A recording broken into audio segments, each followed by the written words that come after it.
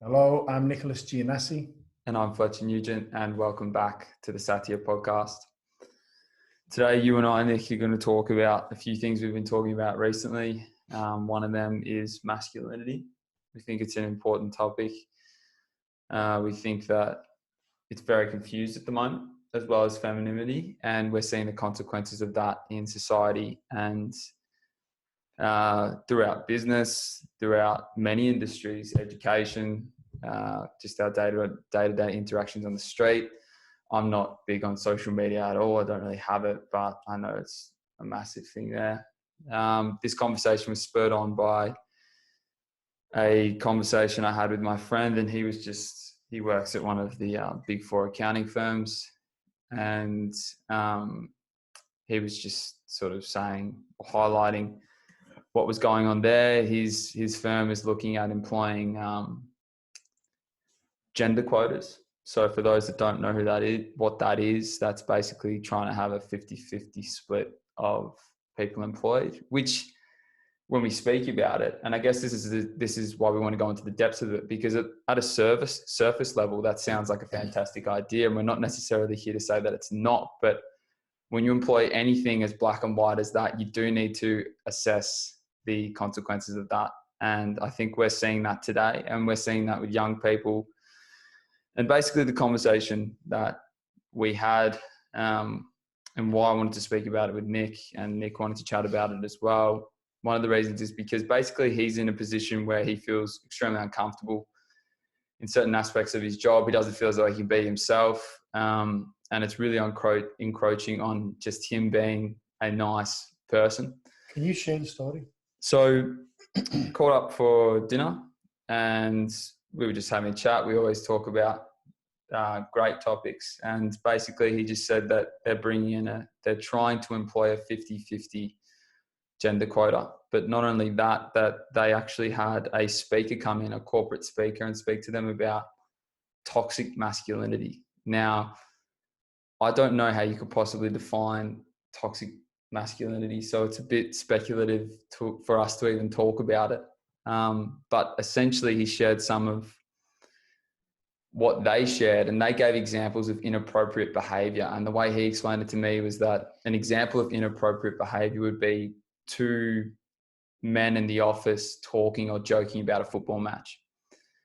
And that, to me, is wrong and astounding. But I'm also believe I'm clear-sighted enough to acknowledge how it could make some people feel potentially uncomfortable. But that's why we're sitting down today to get to the depths of it. I think. Why would we can go into let's go into it now. I think it's a good. No, but we can go into a little bit of detail. We go into more detail in terms of I still enjoy watching certain sports, but I do get the whole persona of a male, which I don't like, is, beer, women and footy, you know what I'm saying? So I get that. But when you said you can see how it can be uncomfortable, why? Why is it uncomfortable? So just say me and you were talking about a fight we watched on the weekend at UFC, which is a legitimate sport, or we watched a football game, and we were literally just talking about what we watched. How could that be offensive? Well, this is the thing, because in its essence, I don't think it is offensive, and I think that you choose to be offended by something or not. But I guess the complexity of his situation and why the conversation is happening is it appropriate in that environment? Now, I wouldn't necessarily deem it appropriate at an accounting firm, but I wouldn't deem it inappropriate either. And basically, the crux of the issue was that I found this astounding, but I wasn't really that surprised, is that they were basically getting told how they can and can't behave as men. You touched on something that was interesting. You said your friend didn't like it, didn't agree with it, but didn't want to say anything because you said he'd have lost his job somewhere along the line. Yeah, he believes he'd lose his job if he spoke up. Which is wrong. Yep, very wrong. Because you're not given, and you're not creating an environment where people can speak their truth. Well, this is the whole irony of it. Or having an opinion. You also said you believe, and I do too, that the women in the room would have wanted a man to stand up there. For sure. And that's what we got deeper into in saying that perhaps when, look, this is a conversation I really would like to have with women as well. But of course, we did though yesterday. We had a conversation with my wife, Danielle, and Elisa, your cousin, and they thought it was insane. Yeah, exactly. But I'm sure that's not every woman. But regardless, I would like to, because it's a conversation that needs to involve both sides. It's dependent on both sides. And I think that's the piece of the puzzle that we're missing at the moment. It's basically why I made that comment saying that I think the women in the room, there would be something crying out in them for men to stand up and say something, is because I think fundamentally as a man, or the masculine energy, the masculine archetype, is to stand up and protect what is true and fair and right for all. Now, it's not right to be trying to control someone's behavior so much as to where they feel uncomfortable, they feel suppressed. And fundamentally, it's not a inexplicably offensive act. It's not directly offensive.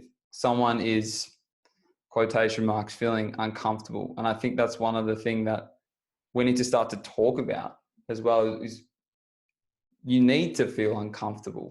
Like, we need to be able to talk about being uncomfortable as well. But we also need to realize that being uncomfortable is a wonderful part of life. It's the catalyst for learning and for adapting to environments. Like, I remember speaking to my mum about this issue, and she spent many years in corporate environments. And she said absolutely that there was blatant sexism. And it was something that women, no matter what their, from her experience, no matter what their sort of merit in a role, would experience on one level or another. And to the point where it was affecting, their well-being, how they were operating in the office and how they were seen. Now, I'm not saying that I believe that that's right by any means, but I'm just saying that the issue is obviously there. But basically what we said was that you can't rob Peter to pay Paul. And that's what we're doing. You can't push men into a corner or aim to push men into a corner or I guess that's sort of where we were going, that it's not such a, in its essence, to say, oh, let's have 50-50 quotas, or let's not behave like this, is not the way to go. I feel like, I remember before I left to come to Australia in 2007, I had a friend who was was a firefighter, and I wanted to be a fireman, always did when I was younger. And I was saying to him, do you think you could get me in? He said, there's no chance, because it doesn't work like that. It's not really who you know. We get so many applications. It's, the luck of the draw. You got to keep working at it, and so on and so forth.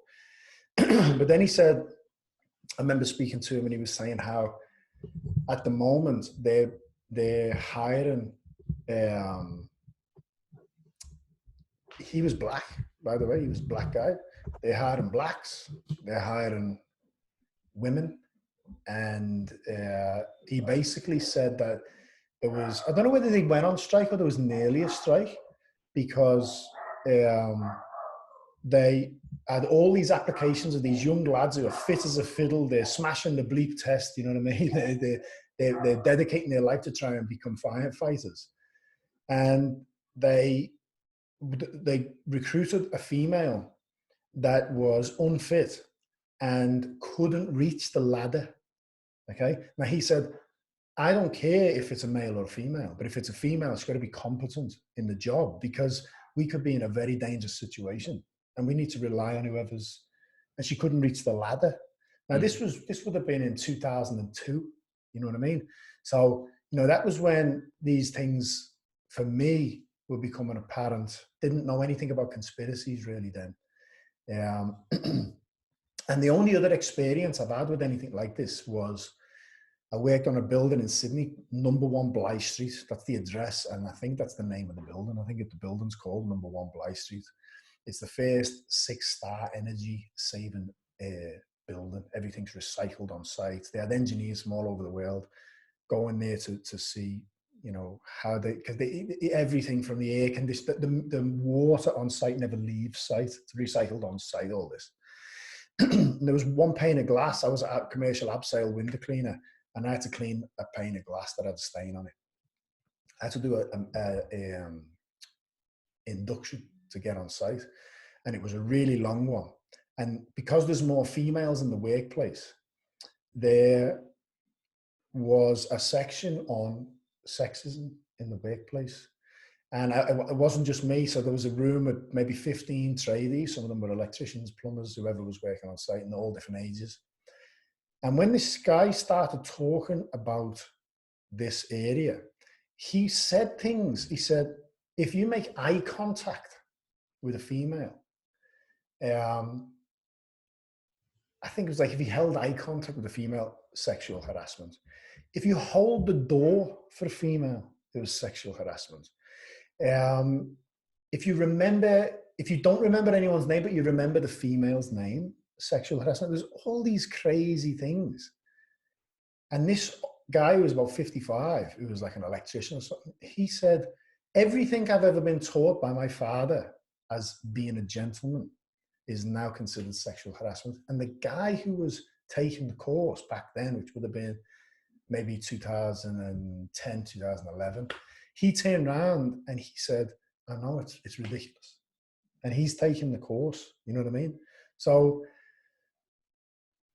fast forward now, I feel, I just said to you today, actually, I feel so disconnected to the world. I've always thought I have a good idea of what's going on in the world because of my background, you know, the things I've seen and just living in the world. But this, you know, after speaking to your brother, who's a lovely, smart lad, very open lad as well, but just seeing how his generation sees the world. I spoke to my sister the other day and she said, my niece, who's 15, she said all of her friends, they're just victims. You know, all of her friends are, you know, all the guys are bisexual. They're only 15. They're all saying they're bisexual, green hair, they're all offended. I just feel so disconnected and far away from that. But when you understand, you know, I've researched like CIA mind control programs, Tavistock, Cambridge Analytica. These are all mind control, collective social programming. You know, for years they've been saying they want to break up the family dynamic. And the first thing they did was take away power from parents and destroy the alpha male. And in the process, great presentation is from Mark Passio called The Neo-Feminist.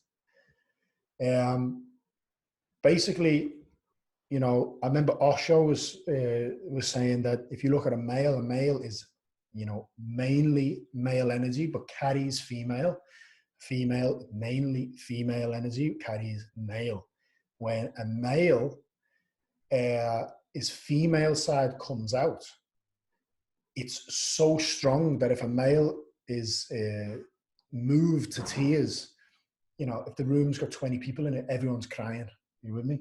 If a female really moves into a male aspect, everyone would leave the room because it's so aggressive.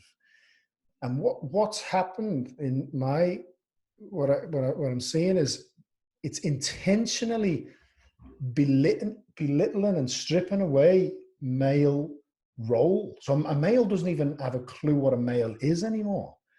But as well, how many people even our age have grew up without a dad? You know what I mean? It's split up the family. It's, you know, divorce is just like, it's not a big deal anymore, which is, it was a big deal. No one got divorced from your mum and dad. We're younger. They're belittling the male, and the females are acting more yang, more masculine, and it's a complete imbalance. And what I find personally that a lot of people don't get is there's a conspiracy behind it. It's an intentional thing, you know. When you start looking at their religion, we don't have to go down here. We can go down this road. But when you start looking at their religion, they worship. I say they because if you look at people who like Cathy O'Brien and Jay Parker, these are the people who have been brought up in these mind-controlled families. They call their religion the old religion. Jay Parker's mother said that her branch of the old religion is 9,000 BC. And they basically, one of the deities they worship is the Baphomet. There's a documentary called Hail Satan on iTunes. It was released, I think, 2018 or something. And I wanted to see if they were, what angle the documentary was coming from. And the documentary was making it fun. You know what I'm saying? And I think there's 11 Baphomet statues now around America. And the Baphomet it's got male and female sexual organs. And this is why when you look at David Bowie, Prince, all these old rock bands, they're male, but they look female. They dress feminine, okay? This is a part of their religion, is a merging, confusion of male and female. And I mean, if you actually understand how to break down that statue, it's very sick. You know, you got the big goat's head. He's sitting on a throne, and there's two kids looking up, like worshipping him. If you understand what they do, that's not that's a very sick thing. But I just wanted to touch on that because this is not accidental. Yeah, for sure. And you've mentioned that many times, and but fundamentally we allow it. We're the ones that hold the system up, regardless of where that's coming from. And it's, a lot of people aren't aware. Like, for example, so many people aren't aware of the information they're taking in, which is shaping their ideas, the way they see the world. They're not even aware of they're taking in information. So, you know, spending time on Facebook, on Instagram, how many YouTube, how many different stories and opinions are you taking in daily? You know, as the average person between the age of, let's just say, you know, 15 and 35, it's astronomical. Not only can the mind simply not handle it, but you don't know where or how you're shaping your opinions or your beliefs. And then you're perpetrating that projection onto the world without actually experiencing or having direct knowledge of it. So if we touch back on this issue of, because historically we've suffocated and abused the feminine.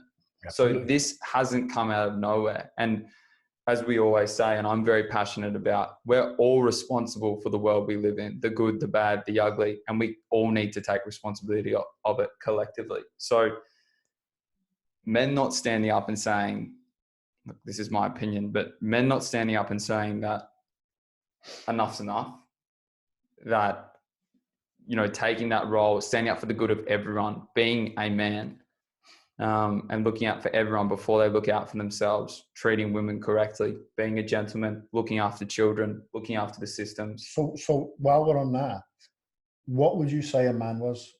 A true image of a man, what would you say that looks like? Well, a true image of a man is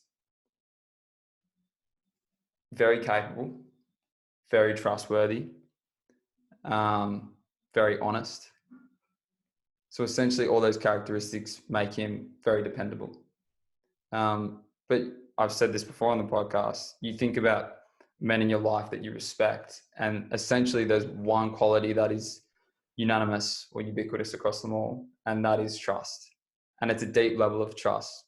I remember going to a workshop and we did this exercise with just men, and essentially they were saying that they've done studies on the brain, and there's a section of the brain for men that doesn't turn off even when they have sex and they reach a climax. But in women, the same section of the brain, if they have a climax in sex, for example, an orgasm, that section of the brain will turn off. So there's always this section in the male's brain that's ticking, that's looking for predators, that's assessing the environment, that's the protection. The male allows to create this space for the female to nurture and grow.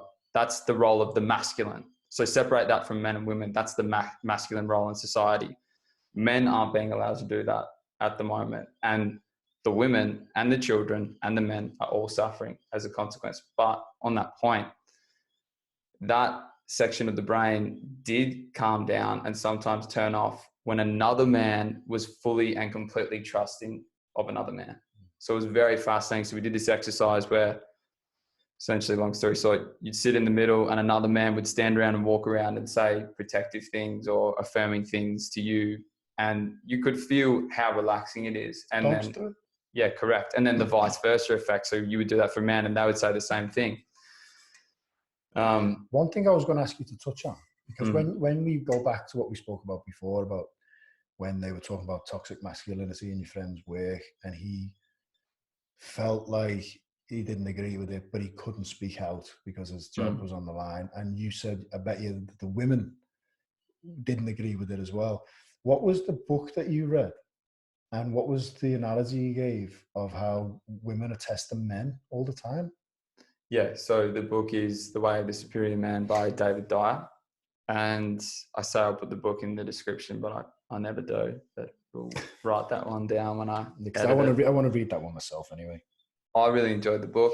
It's not for everyone. I've met men who don't like it, and I've met other men it's changed their life. So again, but in that he says that the feminine, so again, let's separate women and men for a second for conversation's sake. The feminine is always testing the masculine constantly, and it's a subconscious pattern. It just happens. It's just allowed to happen.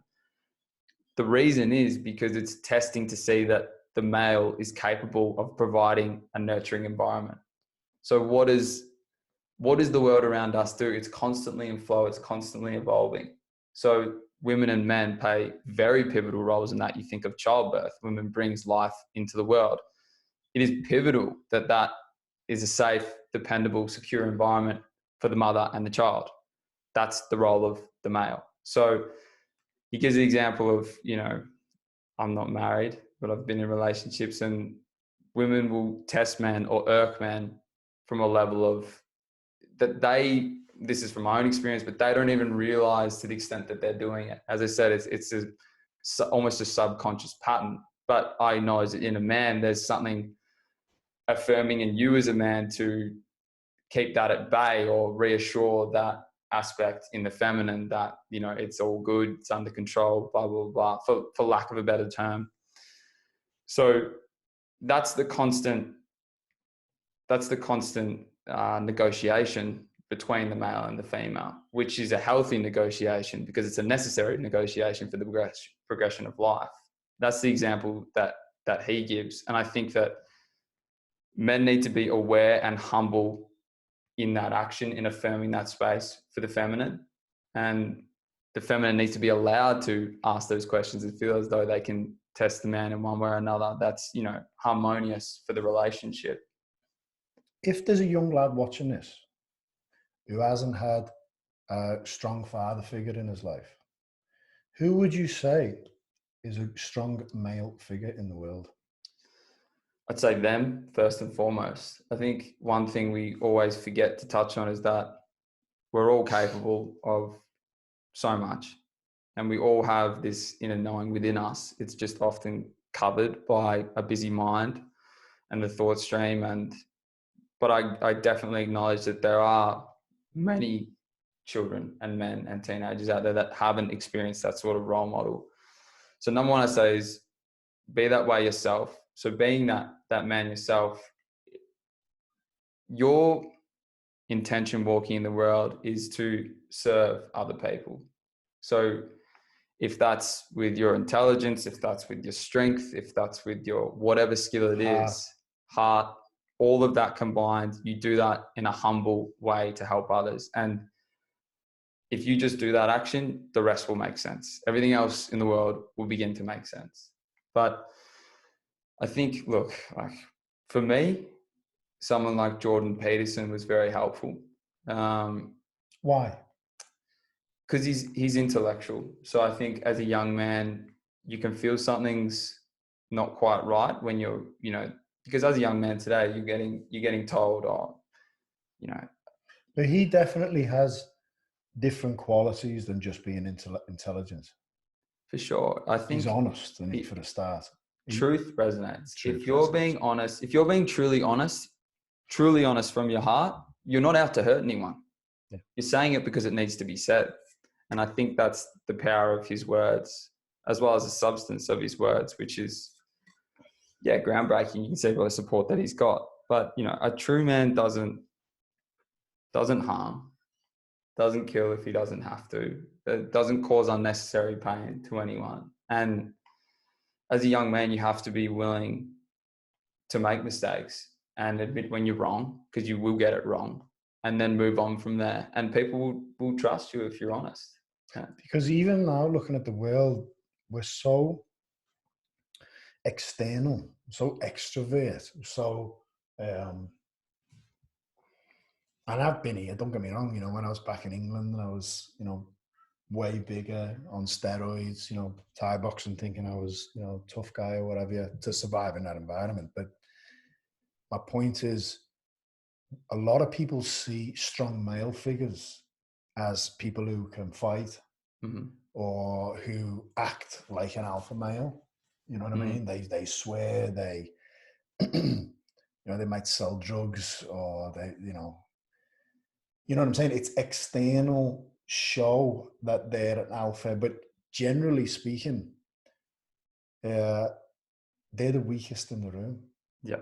Because they're hiding behind that. You know what I'm saying? It's more of it's like, as we spoke about before, it's like the animal kingdom. Other animals will puff themselves up just so they seem intimidating. You know what I mean? It's a fearful thing. But if you go fear-based, if you look at people who resonate truth and strong male figures, they're almost the opposite of that on the outside. It comes from the inside. It's like a lion, you know what I'm saying? A lion's not trying to make himself bigger. You watch a lion in nature, they're just resting, they're just still, or they're walking. But it's just an inner fearless presence. You know what I mean? It's a good way to sum it up. But what you said made me think more about the importance of every demographic or every layer of both female and male role models. So I think it's not just younger men that are feeling crippled by, what society is pushing on them, but it's also these middle-aged and mature men that are meant to be helping guide these younger men that are feeling exactly the same pressure. Like, for example, in the corporate environment, there's men that in high-level positions that won't be one-on-one with women in the office for fear of something, being taken out of context, something being said. And look, like, as I will continue to say, it's both men and women's problem to solve. It's not just men's problem to solve. And the answer isn't just men need to be men. It's, there's a reason why these things are happening. There's a reason why women have felt so uncomfortable. But look, because that's the next place I want to go, is the importance of a female's role. Very important. They are interdependent. They cannot exist without each other. Exactly. Last night I had a conversation with Danielle, because Danielle's just read a book that me and Fletcher read, and she loved it. And how the conversation went, I ended up talking about my mum. And I said, when I was wanting to be a millionaire when I was younger anyway, whether it was through business or through selling drugs or whatever, I remember 2 massive drug dealers in England. I only knew one of them briefly, not a lot. Massive, big time drug dealers. Somebody who I knew, an older guy who worked for one of them,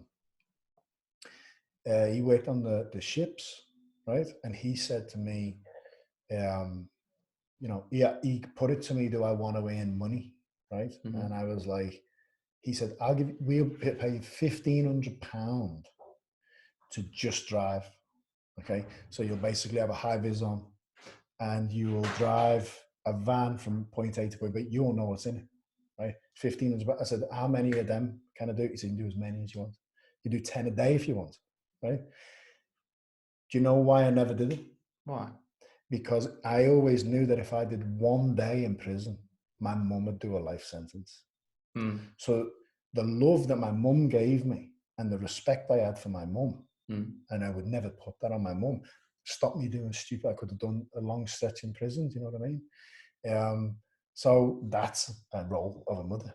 For sure. And by the sounds of it, your mother had, your father as well. You know, he felt supported in the family unit. And you've also mentioned to me that your mum, when they had your older brother, allowed your dad to go away and go sailing for a year and a bit and whatnot. First born, And this is the importance of a genuine marriage and relationship. You know, that's the support, that's the team aspect. You know, it's not all sunshine and rainbows. And that's what people are getting sold on the internet, and they don't even know they're buying it, you know, and that's not. Well, because another thing as well is in relationships now is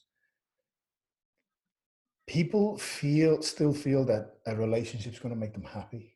So a lot of people are going into a relationship where you have to make me happy.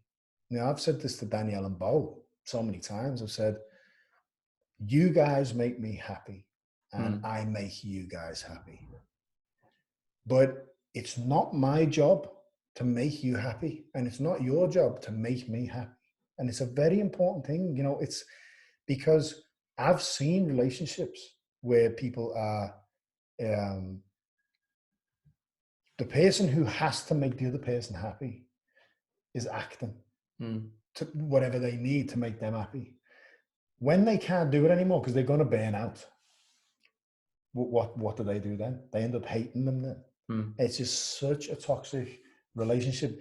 And then they get divorced because they don't know who each other are. They're playing a role and they're relying on the other person so much to make them happy. No one's taking responsibility. And that's another thing now is, you know, this mentality of being offended.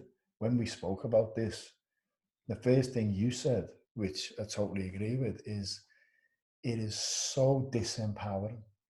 You know, there's one thing I can't wrap my head around is that people actually search social media to be offended.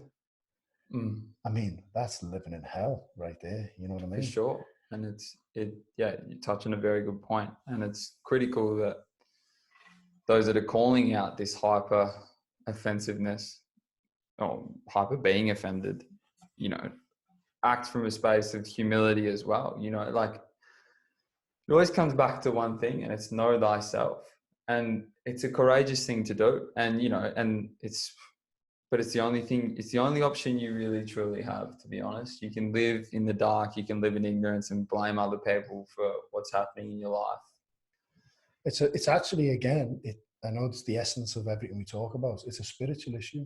Yeah, and that's what society is lacking. And again, to even say the word spiritual, I think that's why, you know, we said we'd start speaking on the podcast. You know, you thought it was important, and I agreed. Is that we consider ourselves two pretty, like we were just saying today, we like watching the UFC. I still like watching footy.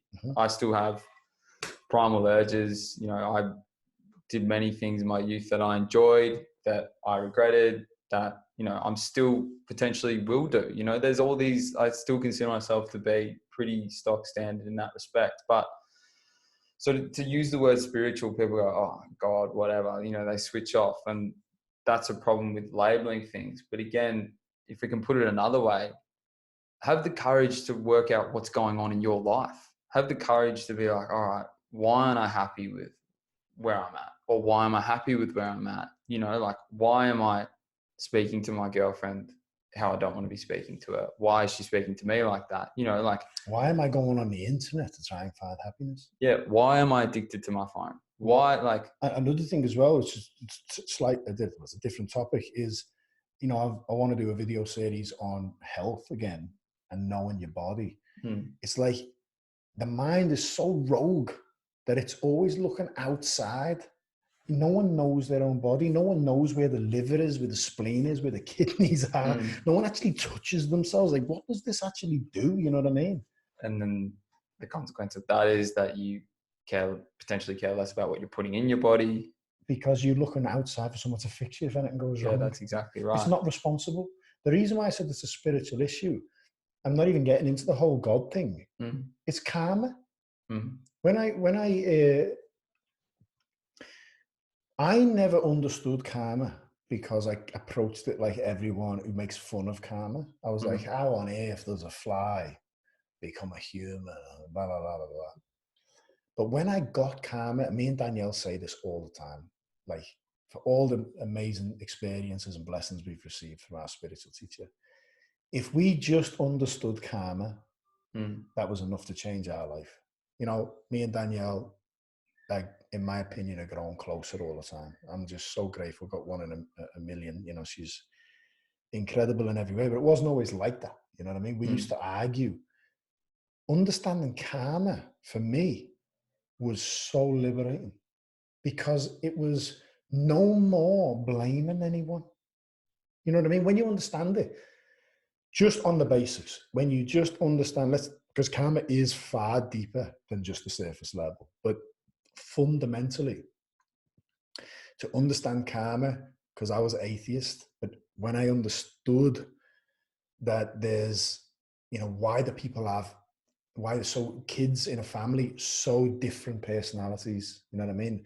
They've had different experiences through past lives. When I understood reincarnation and accumulating karma and your experience and what you need to experience and things like that, if that's cut off and there's no understanding of that, when events happen to us, we suffer because we move straight into a victim mentality of why me? Why is this always happening to me? You know what I mean? If there's a spiritual understanding that your spirit is experiencing either what it's done to others or what it needs to grow, it's a completely different, it's a, this is my stuff. I'm suffering right now. I'm sorry. You know, you can ask for forgiveness if you put anyone else through this. But there's also a gratitude, because this is what I need to move through. This is what I need to grow beyond. This is what I need to detach from, or ask for deep, you know, sincere forgiveness, whatever. It's up to me. I come into this world on my own. I'm going to leave on my own. Everyone I meet in between, I'm very blessed.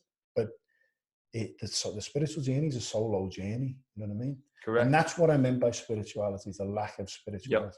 Yep. Well summed up. And that goes back to what we said at the start. We were saying that people need to understand that they're going to feel uncomfortable, and me feeling uncomfortable should not impact the way that you go about your day to day.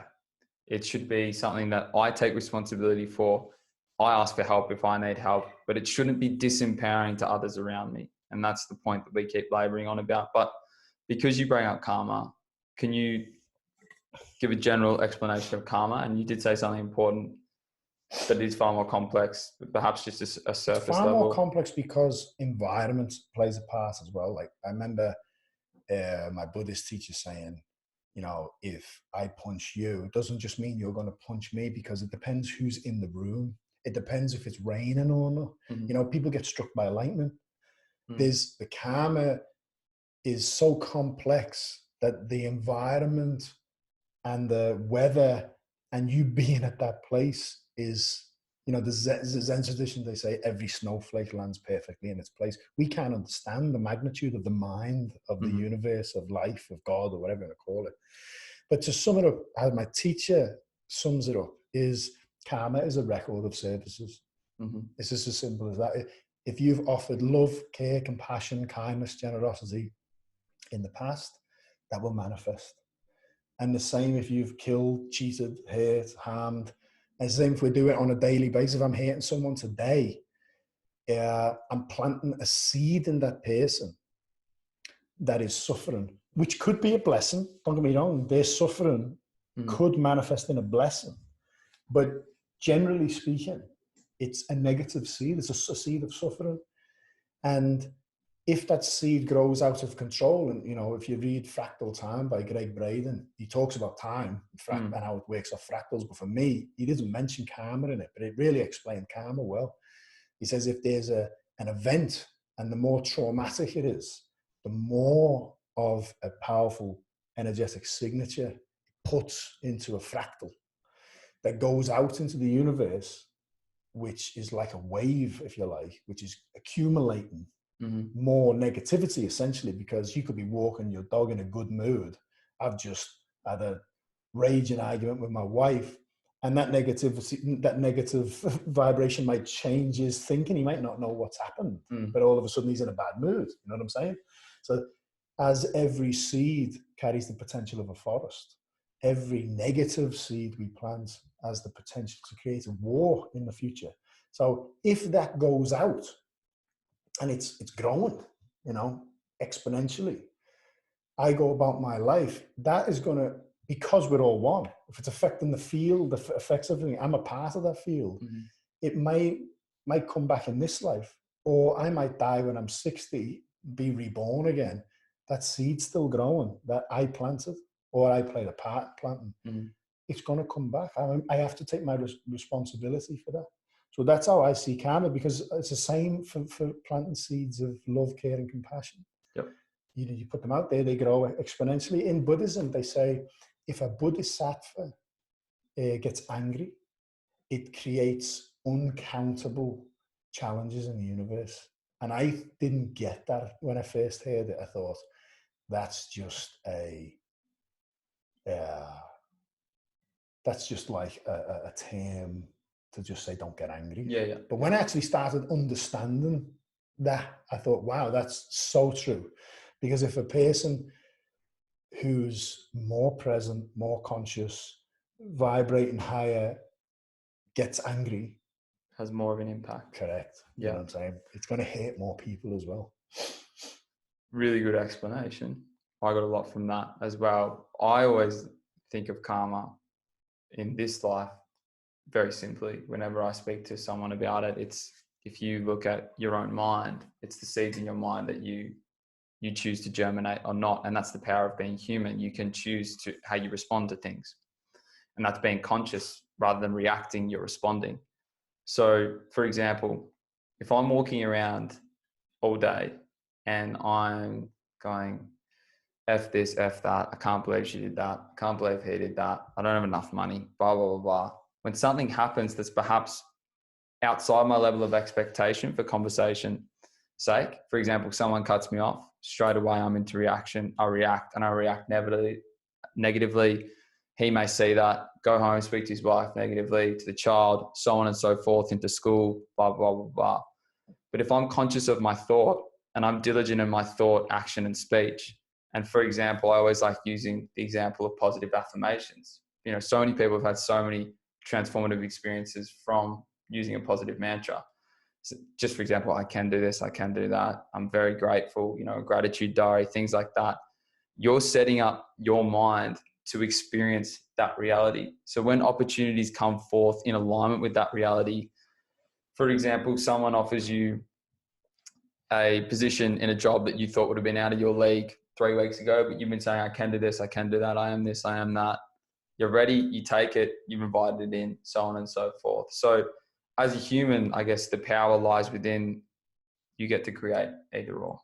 You get to take responsibility or react. You get to choose whether that seed in your mind is germinated or not. But as you said, it is deeper than that. It is deeper than that, but it's also when you are at a level where you can understand the basics. Like, let's say the guy who's walking past again with his dog, right?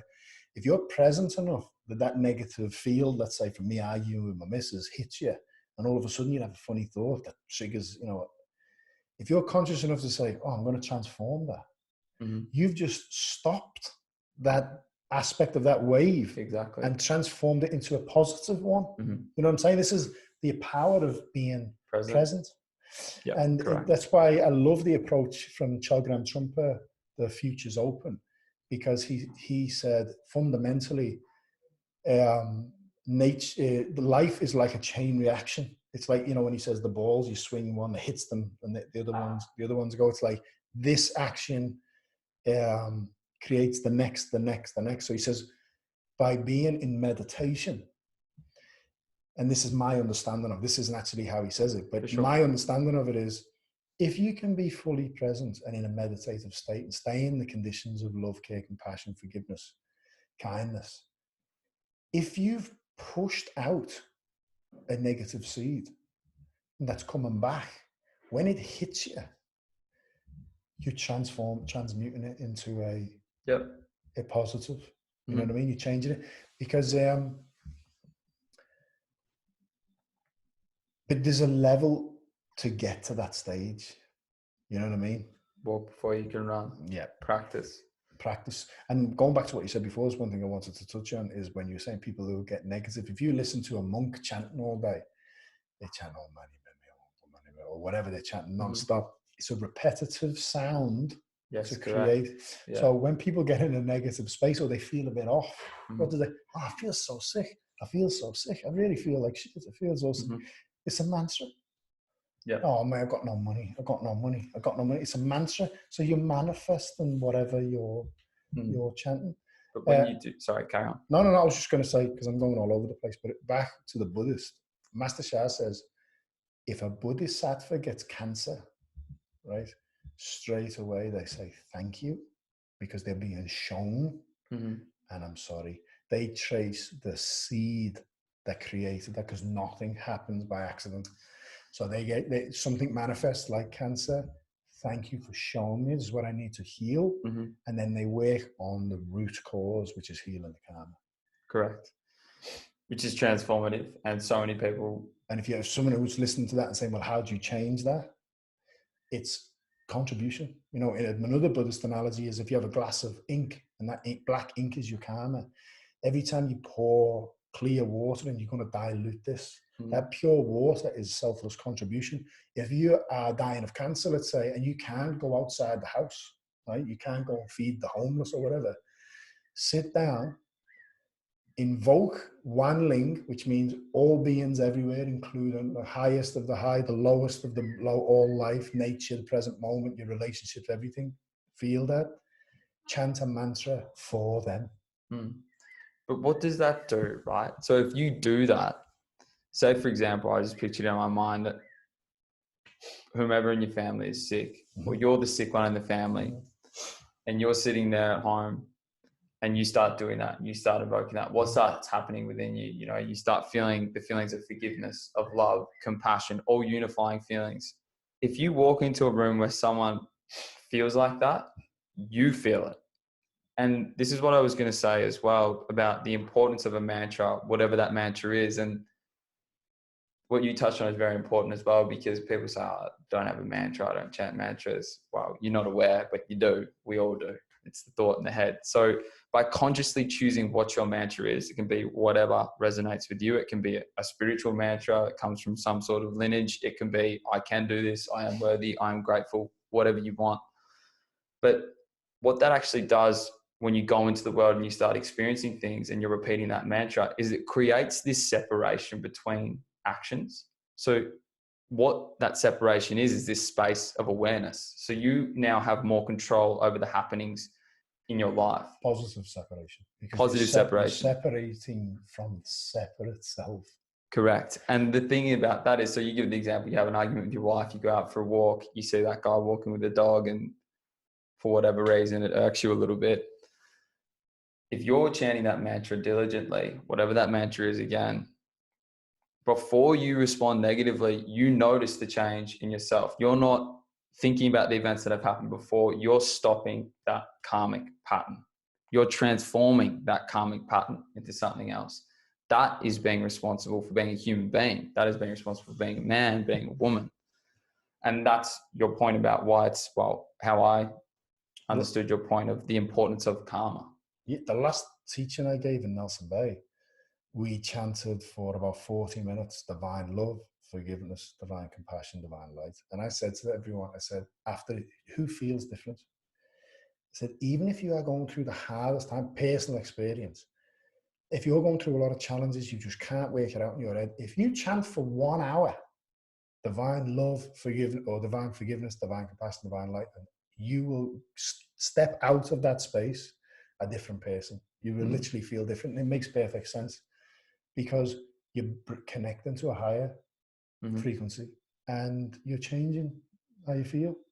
But you know, this comes full circle to what we started talking about, because when you were saying what happens if you're sick or a loved one's sick in the house and you chant that mantra, right, for all beings.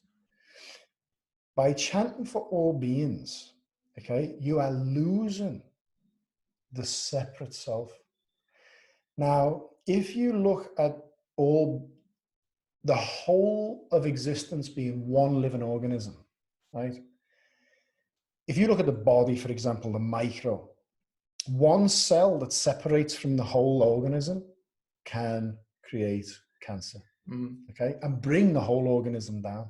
That's how important each one of us is. We each are like a cell in the bigger body of the universe, God, whatever you want to call it.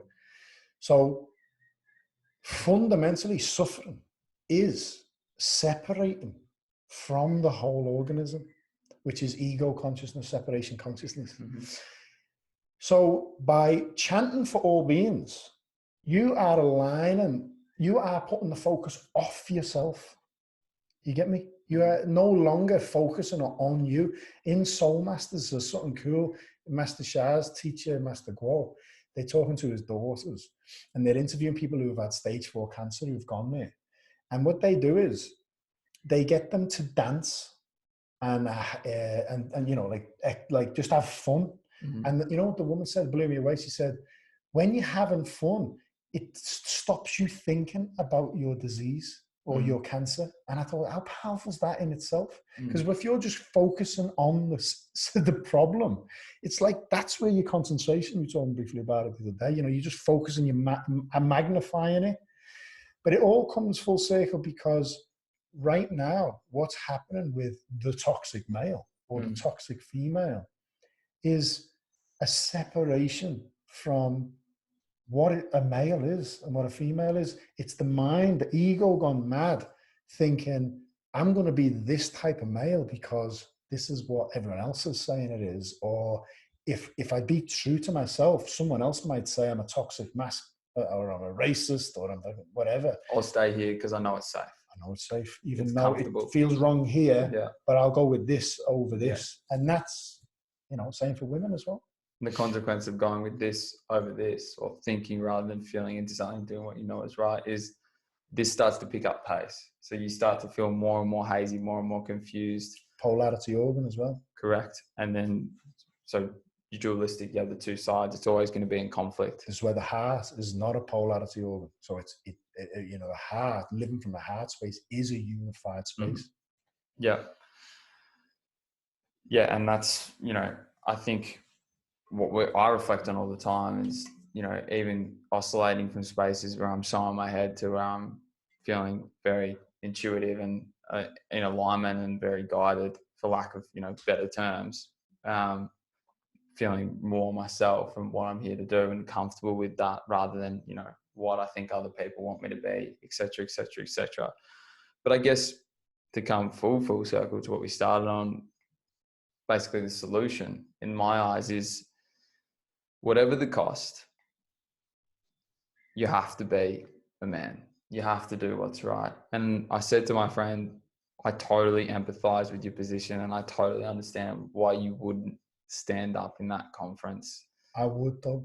I'm not saying I'm because I'm the male, but I've always done it because if you got to remember as well, as you said, if the women are thinking it's wrong, and all them, like your mate, let's say them 50-50 wins. Let's say 50% of the men were saying this is totally, I'm on board, and 50 wasn't, right?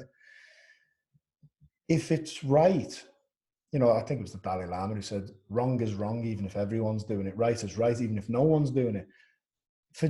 You don't have to aggressively resist it. But if you just say, I don't actually see how this is healthy and how this is true, you'd probably hear a universal, there'd be a sigh in the room. Like, I agree. Also you may, but you also may not. And I guess why I said that to him is because I know him. I know what matters to him. I know how and why he's got there.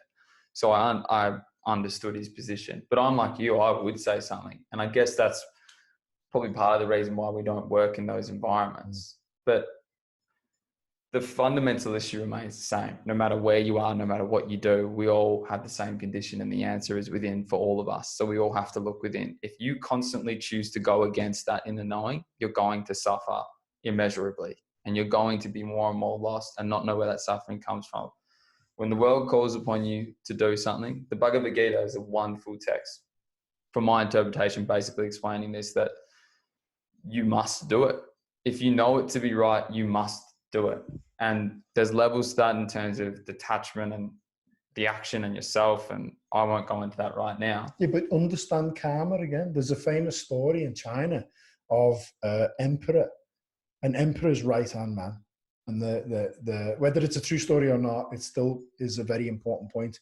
The emperor's right-hand man, the emperor wanted to build something, I can't remember what it was, and it was really going to be detrimental for the people.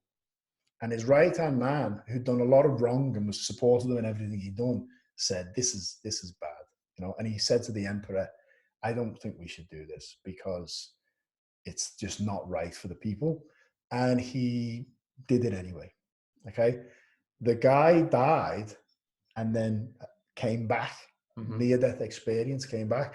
And when he came back, he told a story that he saw his Akashic record book, and it was flowing through, and it was black, all the wrong things he's done. And then there was a page that was just glowing with virtue. And they said, basically, you're going to heaven type of thing, or you go back, you went back. And I might get this wrong, so please forgive me, but this is the essence of the story. And he said, what was that?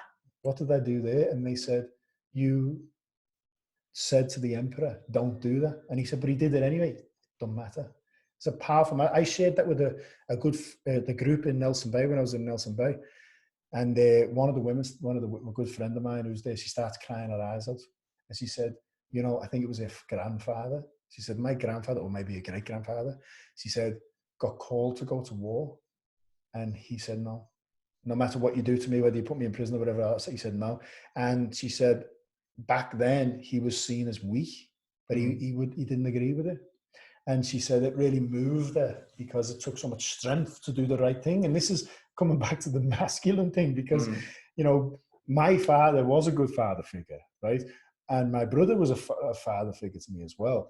But they were fighters, you know what I'm saying? Like, and I take nothing away from them. I learned so much from them, still role models to me today. But there was still a mentality in where I was brought up and in my family of I'll fight anyone. Right, but they were polite. There's a big, you know, my mum, they're very respectful. If they found a wallet, they'd hand it in. They never stole. You know what I'm saying? And but the reason I bring it up is because that mentality of I'm a male because I'll fight anyone. I've always, like, as I've got older, I thought, who cares? Who cares who you'll fight? Will you stand up for what's right?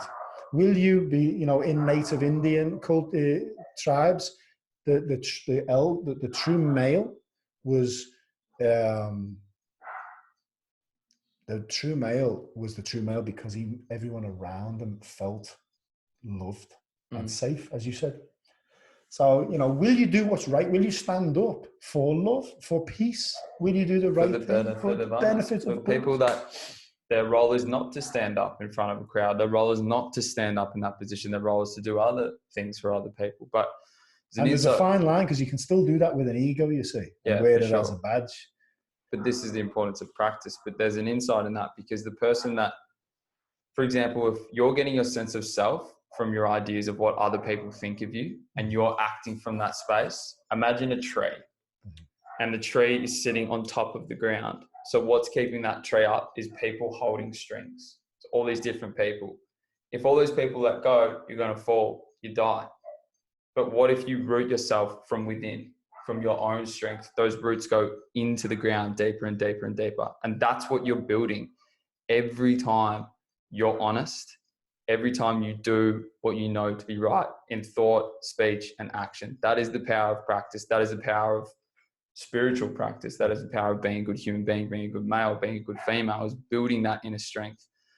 Again, building that inner strength, that karma that you're going to reap the rewards of later. So when the moment comes for you to stand up for others, for conversation's sake, for example, you're already there, you're capable, you're rooted. Others can stand behind you and with you and be confident to move forth with you. Because as you said, there's a difference with, you know, the right person saying that and someone else saying that. It has a very different impact. And that's why we're speaking today, because it's so important to start talking about it.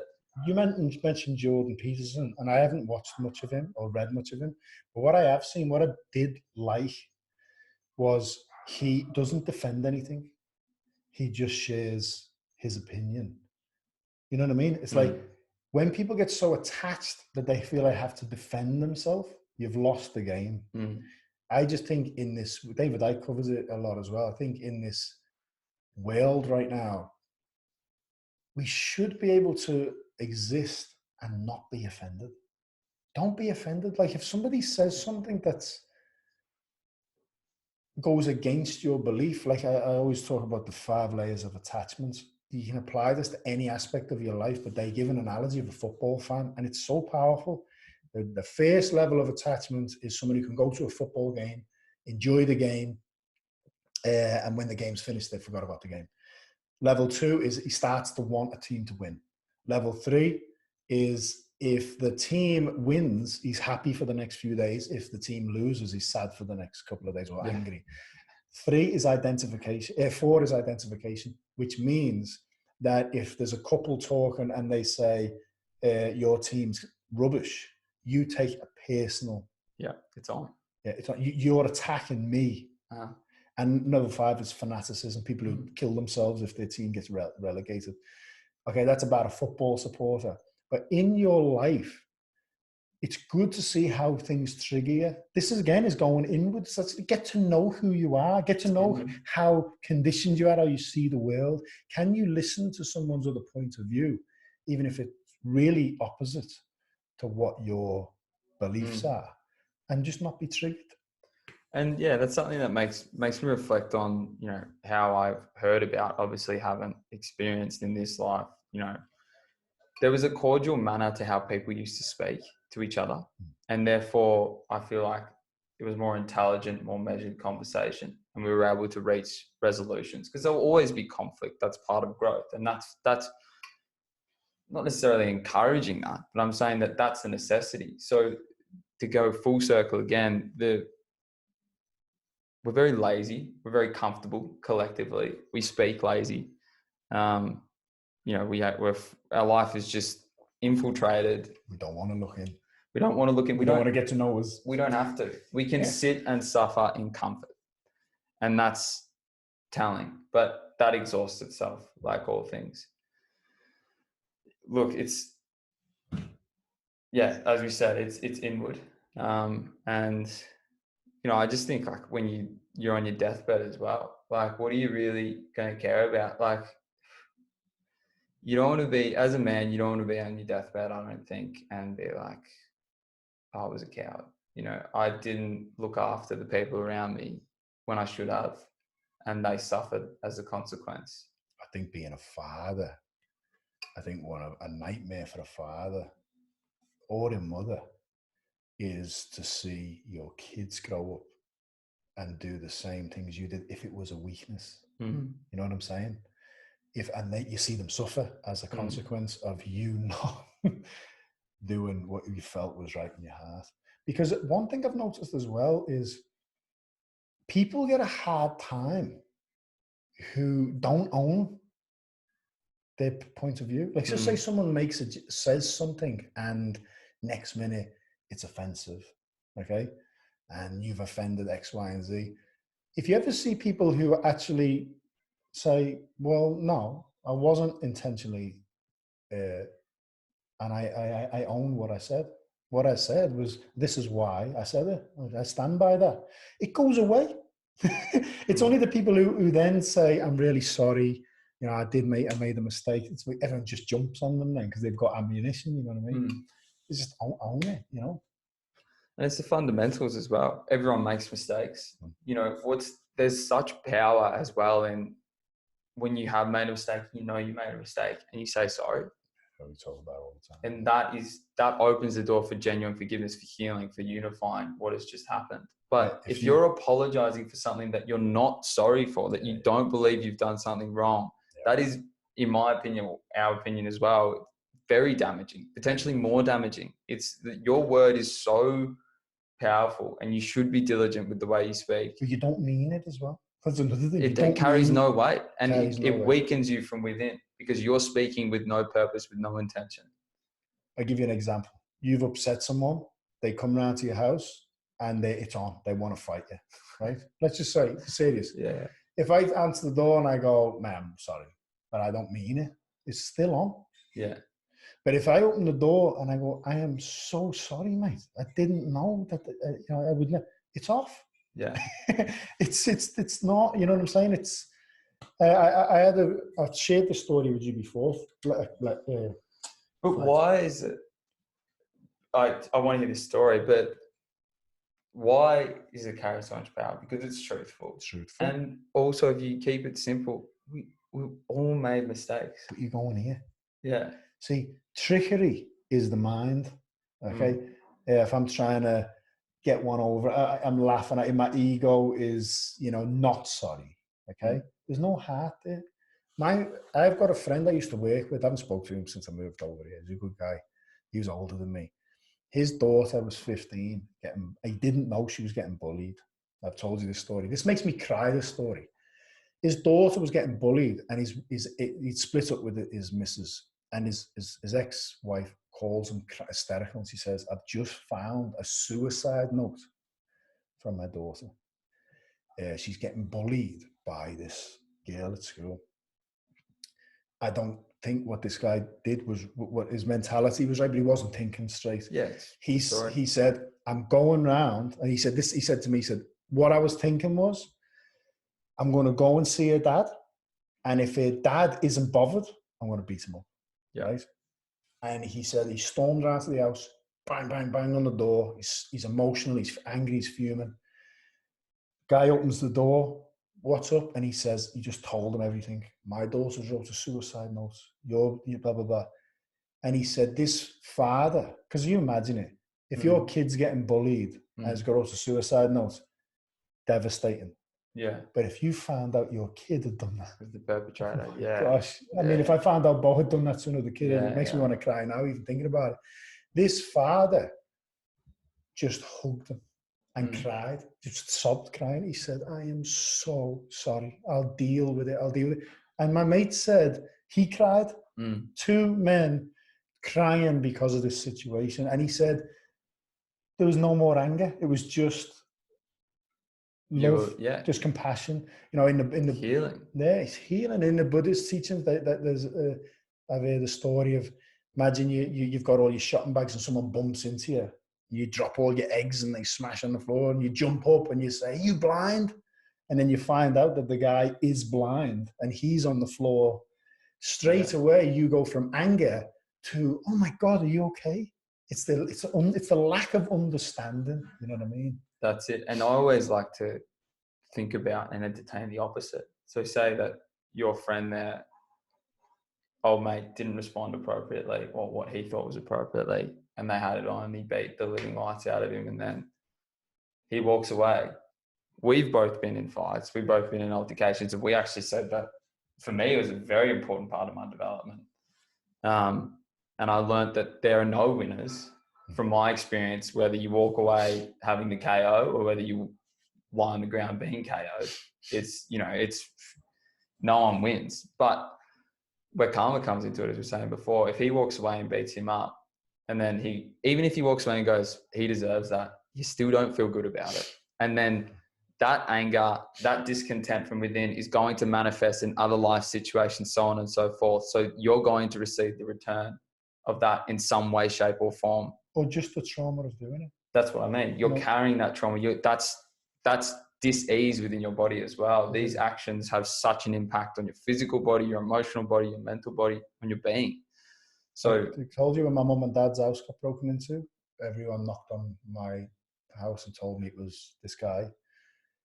Next day, my mate knocks all out of breath. He goes, "That guy just walked past. He was looking in your house." I don't know if it was this guy. Might not have been him. But at the time, hot-headed, I ran out, chased down the road, and knocked him out, and was going to break his legs. His mentality back then. And he wet himself when he was unconscious. So I left him come back. And I remember, like as it was this morning, my mum, when I got back to the house, went to the end of the garden. She was shaking like a leaf. She's looking up and she's going, "Please wake up." So this guy's just asleep he's unconscious. And one thing about the whole thing that I'll never forget is when he did come round, and he was a junkie. He was a heroin addict. And he stood up, and he makes me want to cry now. He walked off, and his body language and everything, it was just like another day in hell. Yeah. And that haunts me. It's in my meditations all the time. And you know what's so funny? I seen a friend of mine from back at home post a few months ago a picture of him saying, "Rest in peace." He always made me laugh. He was always a bit of a down and out. You know what I mean? And I just thought, wow, you know, it was just like I work on forgiveness with him all the time, because one, I didn't know for a fact it was him. And two, what effect could it have had if I'd have actually caught up to him and spoke to him, tried to help him? Now, I appreciate I'm still learning the lesson. You know what I'm saying? But you know, you do stupid things, you'll always regret them. And the true man, let's be honest about it, the true grounded man wouldn't have gone and beat him up. Yeah. You know what I'm saying? But also, this is where it gets fascinating, right? Because that was your honest approach.